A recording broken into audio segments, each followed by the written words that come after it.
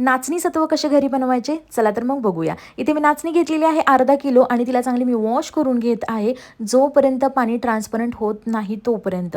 आणि पाणी ट्रान्सपरंट झाल्यानंतर जवळजवळ मी 8 ते 10 तास तिला भिजत ठेवली पाण्यामध्ये आणि त्याच्यानंतर पाण्यामधून काढून तिला मी ह्या कॉटनच्या कपड्यामध्ये एका चांगली बांधून ठेवली आणि मी 2 डेजपर्यंत ठेवली, कारण की मोड चांगले येण्यासाठी तुम्हाला 2 डेज तरी जातातच जातात, 2 दिवस लागतात।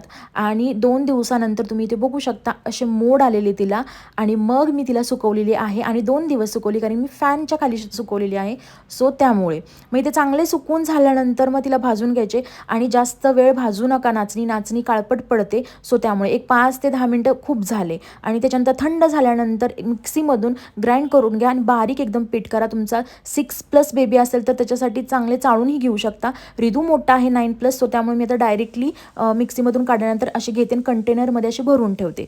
थँक्यू।